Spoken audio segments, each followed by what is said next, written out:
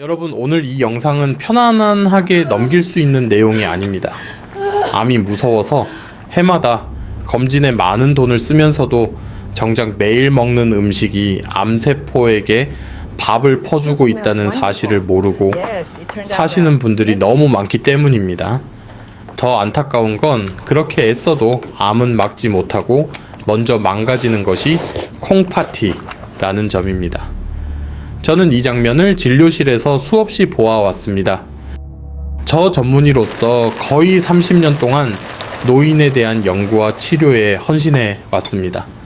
그 긴 시간 동안 느낀 한 가지 공통점이 있습니다.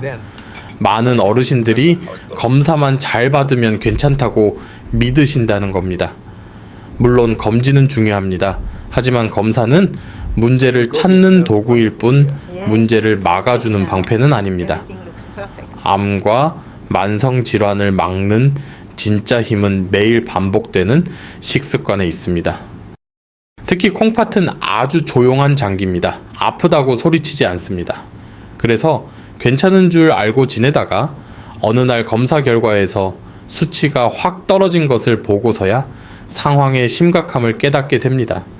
그때부터는 먹는 것 하나하나가 제한되고 약은 늘어나고 생활의 자유가 급격히 줄어듭니다.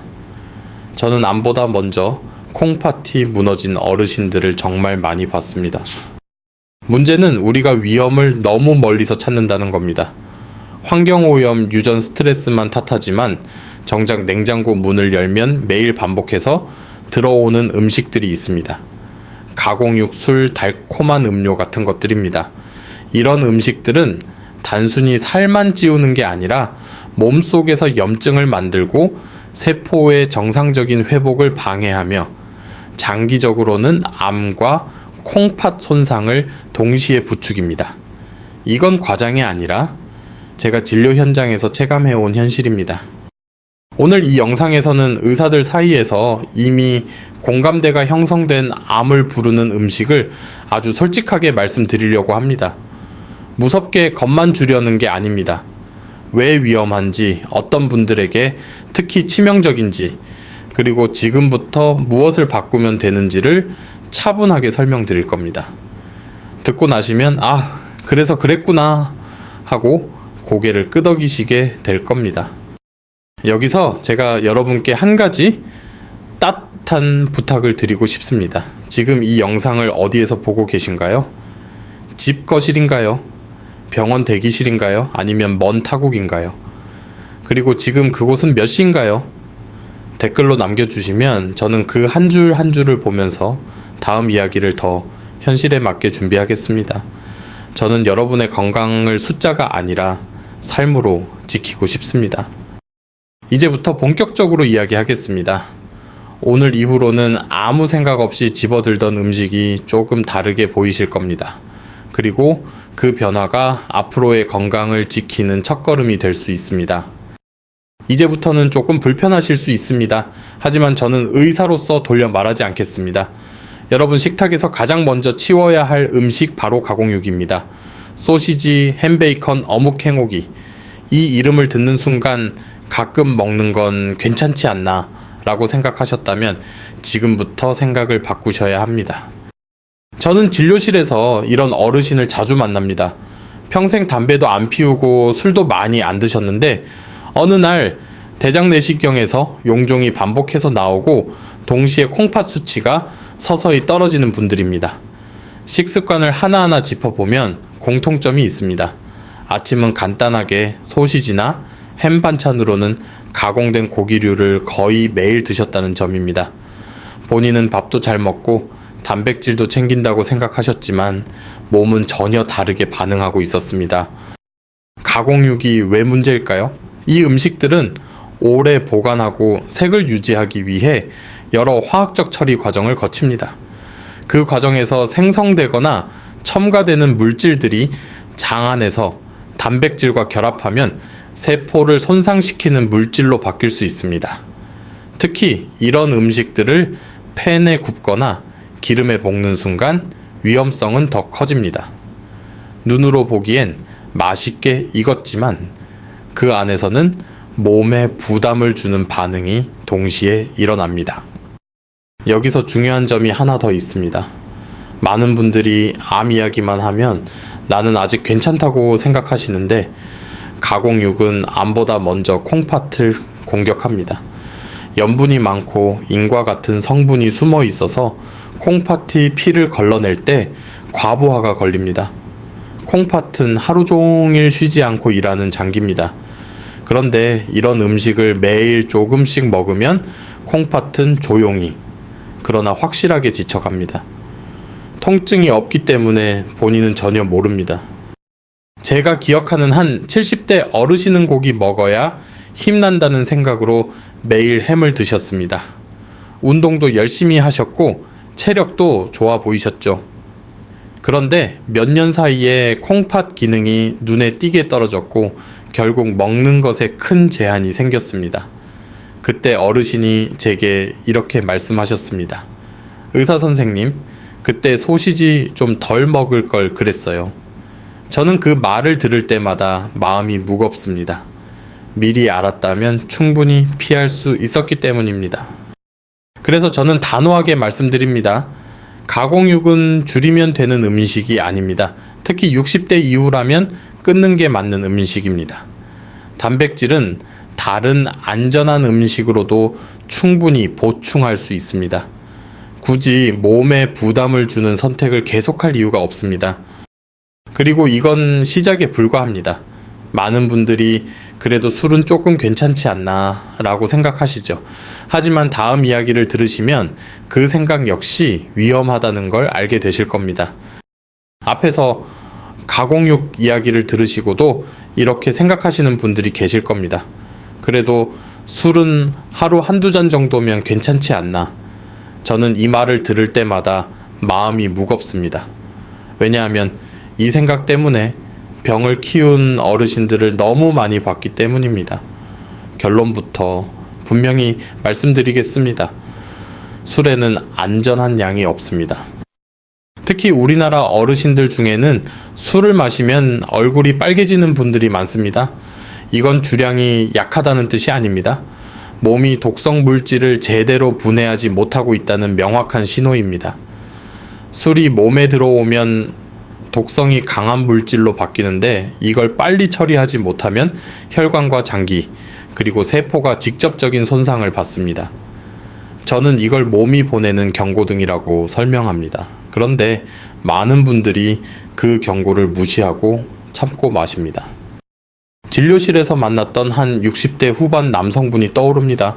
평생 매일 저녁 소주 2잔, 딱 2잔이라 괜찮다고 하셨습니다.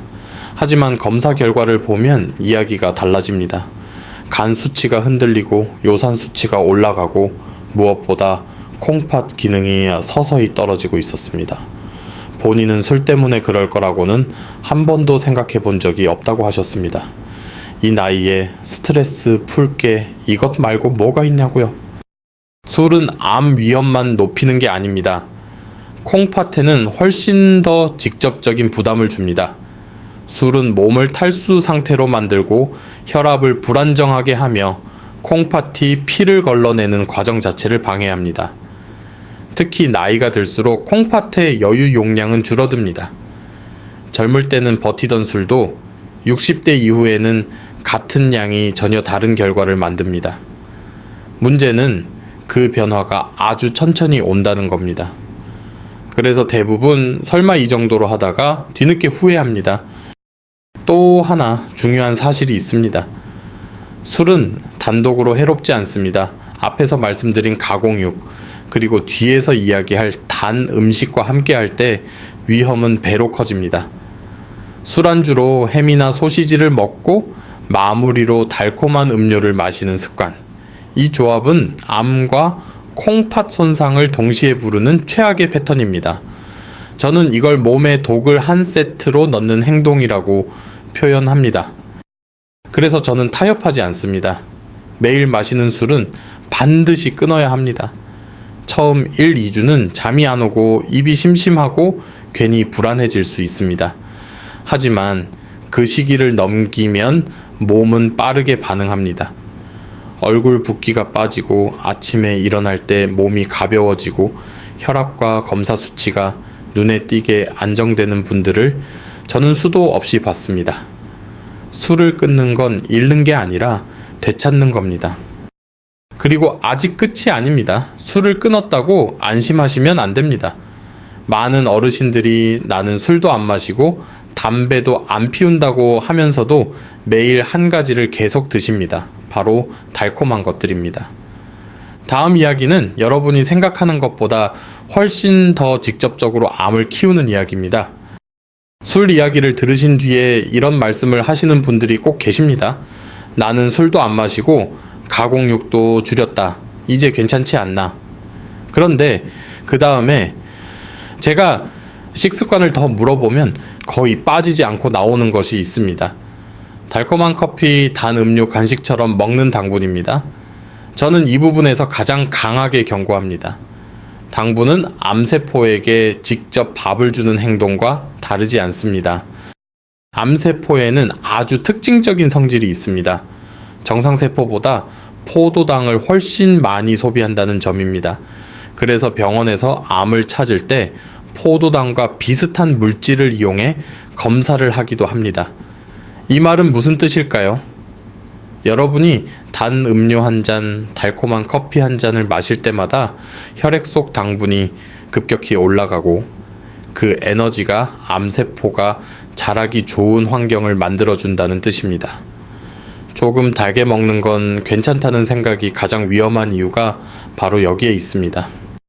특히 믹스커피를 매일 드시는 어르신들을 저는 매우 걱정스럽게 봅니다.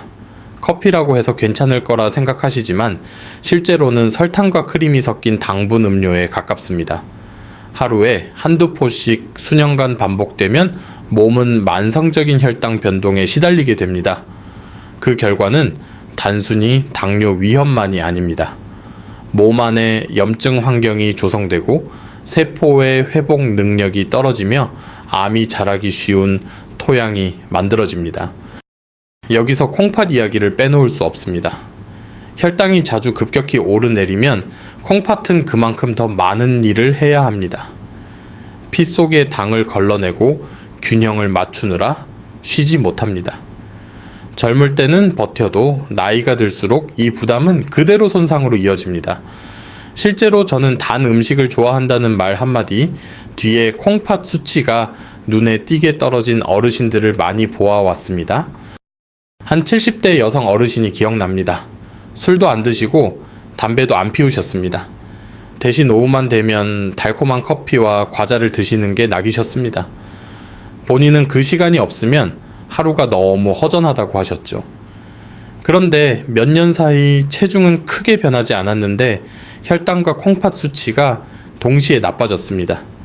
이 정도 단맛이 그렇게 큰 문제일 줄 몰랐다고 하시던 표정이 아직도 선명합니다. 그래서 저는 분명히 말씀드립니다. 당분은 줄이는 문제가 아닙니다. 습관을 바꾸는 문제입니다. 달콤한 맛에 길들여진 입은 처음엔 불편합니다. 하지만 몇 주만 지나도 혀는 다시 적응합니다. 실제로 많은 어르신들이 단 음료를 끊고 나서 이제는 예전만큼 달게 느껴지지 않는다고 말씀하십니다. 몸이 변하면 입맛도 따라 변합니다. 그리고 아직 끝이 아닙니다. 단맛을 끊었다고 해서 안심할 수는 없습니다. 많은 분들이 전혀 예상하지 못한 또 하나의 위험 요소가 있습니다. 바로 뜨거운 음식입니다. 다음 이야기를 들으시면 국과 차를 대하는 태도가 완전히 달라지실 겁니다. 앞에서 당분 이야기를 들으시고도 이렇게 말씀하시는 분들이 계십니다. 그래도 나는 단 것도 안 먹고 술도 안 마신다. 그런데 바로 다음 순간 펄펄 끓는 국을 후후 불어가며 드시지는 않으신가요? 저는 이 장면을 볼 때마다 마음이 무겁습니다. 뜨거운 음식은 한 번에 큰 병을 만들지 않습니다. 대신 매일 아주 작은 상처를 반복해서 남깁니다. 식도와 위 점막은 생각보다 약합니다. 뜨거운 음식과 음료가 지나갈 때마다 미세한 화상을 입습니다. 한두 번은 괜찮습니다. 우리 몸은 회복 능력이 있으니까요. 하지만 이런 자극이 수십 년 반복되면 상황은 달라집니다. 상처와 회복이 끊임없이 반복되면서 염증이 고착화되고 세포의 형태와 기능이 서서히 변하기 시작합니다. 저는 이것을 조용히 쌓이는 위험이라고 부릅니다. 특히 우리나라 어르신들 중에는 뜨거워야 제대로 먹은 것 같다고 생각하시는 분들이 많습니다. 국은 김이 모락모락 나야 하고 차는 입김이 날 정도로 마셔야 속이 풀린다고 하시죠. 하지만 이런 습관은 식도에 매일 상처를 내는 것과 같습니다. 통증이 없다고 안전한 것이 아닙니다. 오히려 통증이 없기 때문에 더 오래 지속되고 더 위험해집니다. 제가 진료했던 한 70대 남성분은 평생 뜨거운 국을 즐겨 드셨습니다. 아침에도 점심에도 저녁에도 국이 빠지지 않았고 항상 가장 뜨거울 때 드셨습니다. 어느 날 목에 이물감이 느껴져 검사를 했고 식도에 반복적인 손상이 확인되었습니다. 그분은 그냥 식도염인 줄 알았다고 하셨지만 저는 그 말이 더 마음에 걸렸습니다. 수십 년간 쌓인 자극의 결과였기 때문입니다. 뜨거운 음식은 암 위험뿐 아니라 전체적인 소화 기능을 떨어뜨리고 영양 흡수에도 악영향을 줍니다. 염증이 있는 점막은 회복이 느리고 나이가 들수록 그 속도는 더 늦어집니다. 몸이 예전 같지 않다는 느낌, 자주 더부룩하고 속이 불편한 느낌은 단순한 노화가 아니라 이런 자극의 결과일 수 있습니다. 저는 그래서 어르신들께 아주 단순한 기준을 말씀드립니다. 입술에 닿았을 때 따뜻하다는 느낌이면 충분합니다. 혀를 놀라게 하는 온도는 이미 몸에 부담을 주고 있는 상태입니다. 국이든 차든 잠시 식히는 것만으로도 위험은 크게 줄어듭니다. 습관 하나 바꾸는데 비용은 들지 않습니다. 하지만 그 효과는 생각보다 큽니다. 그리고 이제 마지막입니다. 많은 분들이 전통 음식은 괜찮다고 믿고 계신 것 바로 젓갈과 일부 김치 이야기입니다. 다음 이야기를 들으시면 발효라는 말이 무조건 안전을 의미하지는 않는다는 걸 알게 되실 겁니다. 이제 마지막 음식입니다. 이 이야기를 하면 불편해 하시는 분들이 많습니다. 이건 우리 전통 음식인데 설마 문제 있겠어? 라고 말씀하시죠. 하지만 저는 의사로서 사실만 말씀드려야 합니다. 젓갈과 일부 김치는 방식에 따라 특히 어르신들에게 상당히 위험해질 수 있습니다. 젓갈은 기본적으로 소금에 절여 발효한 음식입니다. 문제는 이 소금의 양과 발효 환경입니다. 젓갈에는 염분이 매우 높고 일부 제품에는 보존을 위해 화학 성분이 사용됩니다. 이런 성분들이 단백질과 만나면 몸 안에서 세포에 부담을 주는 물질로 바뀔 수 있습니다. 특히 상온에서 오래 발효되거나 온도 관리가 되지 않은 젓갈일수록 그 위험은 커집니다. 김치도 마찬가지입니다. 김치는 분명 건강한 음식이 될 수 있습니다. 하지만 요즘 시중에 나오는 일부 김치들은 빠른 숙성을 위해 산곤 발효를 거치거나 염분이 과도하게 높은 경우가 있습니다. 여기에 젓갈이 많이 들어가면 문제는 더 커집니다.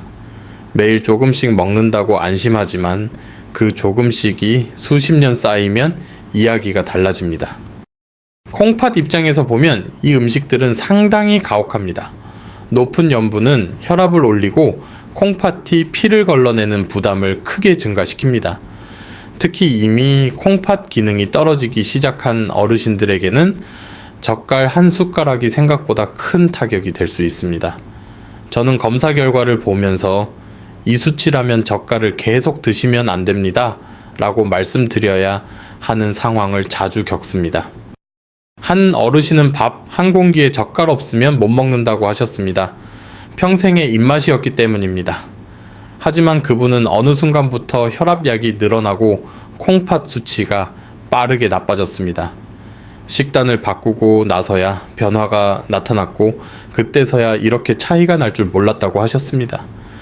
저는 그 말이 이 음식의 위험성을 가장 잘 보여준다고 생각합니다. 여기서 중요한 점은 젓갈과 김치를 모두 끊으라는 말이 아닙니다. 문제는 어떤 것을 얼마나입니다. 염분이 낮고 냉장 상태에서 천천히 발효된 제품을 소량 섭취하는 것과 상곤에서 강하게 숙성된 젓갈을 매일 먹는 것은 완전히 다른 결과를 만듭니다. 전통이라는 이름으로 모든 것을 안전하다고 믿는 건 이제 위험한 생각입니다. 이제 여러분은 5가지를 들으셨습니다. 가공육, 술, 당분, 뜨거운 음식, 그리고 젓갈과 일부 김치. 이 공통점이 무엇인지 느끼셨을 겁니다. 모두 조금쯤은 괜찮겠지라는 생각 속에서 매일 반복되던 것들입니다. 그리고 바로 그 반복이 암과 콩팥 손상을 동시에 키워왔습니다. 다음으로는 왜 이런 음식들이 몸속에서 문제를 만드는지 과학적으로 아주 간단하게 풀어드리겠습니다. 겁주기 위한 이야기가 아니라 여러분이 스스로 판단하고 선택할 수 있도록 돕기 위한 설명입니다. 여기까지 들으시면서 이런 생각이 드셨을 겁니다. 다 나쁜 건 알겠는데 왜 이런 음식들이 특히 나이가 들수록 더 위험해지는 걸까? 아주 중요한 질문입니다. 이제부터는 겁을 주는 이야기가 아니라 몸 안에서 실제로 어떤 일이 벌어지는지를 차분히 설명드리겠습니다. 이해하셔야 행동이 바뀝니다. 우리 몸에는 공통된 한 가지 키워드가 있습니다. 바로 만성염증입니다. 가공육, 술, 당분, 짠 음식, 그리고 반복적인 열 자극은 모두 몸 안에 작은 염증을 만듭니다. 한 번 생겼다 사라지는 염증이 아닙니다. 매일 반복되면서 꺼지지 않는 불씨처럼 남아있는 염증입니다. 이 상태가 오래 지속되면 세포는 정상적인 회복을 하지 못하고 점점 변형되기 쉬운 환경에 놓이게 됩니다. 이것이 암의 출발점입니다. 여기서 나이가 결정적인 역할을 합니다. 젊을 때는 손상된 세포를 고쳐내는 능력이 뛰어납니다. 하지만 60대 이후에는 그 속도가 눈에 띄게 느려집니다. 같은 자극을 받아도 회복은 더디고 손상은 더 오래 남습니다. 그래서 예전에는 괜찮았는데 라는 말이 더 이상 통하지 않게 됩니다. 몸은 이미 다른 단계에 들어와 있습니다. 이 과정에서 콩팥은 가장 먼저 지치는 장기입니다. 콩팥은 혈액 속 노폐물과 독성 물질을 걸러내는 필터 역할을 합니다. 그런데 가공육의 염분술의 독성 대사물질 당분으로 인한 혈당 변동짠 발효 음식에서 나오는 나트륨이 계속 들어오면 콩팥은 쉴 틈이 없습니다. 하루 이틀은 버틸 수 있습니다. 하지만 수년 수십 년 반복되면 필터는 마모됩니다. 이게 바로 노인성 콩팥 기능 저하의 전형적인 경로입니다. 여러분께 질문 하나 드리겠습니다. 검사 수치가 갑자기 나빠진 것 같아 놀란 적 있으신가요? 대부분의 경우 그건 갑작스러운 문제가 아닙니다. 이미 오랫동안 쌓여있던 부담이 어느 순간 숫자로 드러난 것뿐입니다. 콩팥은 마지막까지 참다가 한번 무너지기 시작하면 회복이 매우 어렵습니다. 그래서 더 무섭습니다. 암과 콩팥은 전혀 다른 병처럼 보이지만 뿌리는 연결되어 있습니다. 만성염증 산화, 스트레스 호르몬과 대사균형의 붕괴. 이 세 가지가 겹치면 암은 자라기 쉬워지고 콩팥은 버티지 못합니다. 특히 단 음식으로 인한 혈당의 급격한 상승과 하강은 인슐린 분비를 흔들고 이 과정에서 염증 반응이 더 강해집니다. 몸 안이 항상 비상 상태에 놓이게 되는 겁니다. 또 하나 중요한 오해가 있습니다. 많은 분들이 검사를 자주 하면 안심이라고 생각합니다. 물론 필요한 검사는 중요합니다. 하지만 식습관을 그대로 둔 채 검사만 반복하면 문제의 속도만 확인하는 꼴이 됩니다. 저는 종종 이렇게 말씀드립니다. 불이 계속 나는데 영이 감지기만 더 좋은 걸 달아놓은 셈입니다. 불을 끄는 건 결국 생활 습관입니다. 여기서 희망적인 이야기도 해야 합니다. 좋은 소식은 이 과정이 완전히 고정된 운명은 아니라는 점입니다. 염증을 만드는 자극을 줄이면 몸은 생각보다 빠르게 반응합니다. 술을 끊고 당분을 줄이고 짠 음식과 가공육을 멀리하면 콩팥 수치가 안정되고 전신 염증 지표가 개선되는 분들을 저는 실제로 많이 봤습니다. 암 위험 역시 생활 습관을 바꾸는 것만으로도 의미 있게 낮출 수 있습니다. 이제 여러분은 무엇이 나쁜지뿐 아니라 왜 나쁜지를 아셨습니다. 다음으로는 많은 분들이 헷갈려 하는 이야기, 즉 억울하게 오해받은 음식들과 꼭 지켜야 할 최소한의 원칙을 정리해 드리겠습니다. 여기서부터는 두려움이 아니라 선택의 문제입니다. 오늘 말씀드린 내용을 한마디로 정리하겠습니다. 암과 콩팥 문제는 어느 날 갑자기 생기지 않습니다. 대부분은 매일 반복되는 식탁 위 선택에서 시작됩니다. 가공육 술 당분, 너무 뜨거운 음식, 짠, 발효식품. 이 5가지만 조심하셔도 몸은 분명히 달라집니다. 이 영상은 진단이나 치료를 대신하지 않습니다. 하지만 여러분이 병원에 가기 전 스스로 건강을 지킬 수 있는 가장 강력한 출발점은 될 수 있습니다. 나이가 많아서 늦은 게 아닙니다. 오늘이 가장 빠른 날입니다. 이 영상이 도움이 되셨다면 좋아요와 구독으로 함께 해주시고 댓글에 실천 2글자만 남겨주세요. 여러분의 작은 결심이 내일의 건강을 바꿉니다. 저는 언제나 여러분 편에서 계속해서 중요한 이야기만 전해드리겠습니다.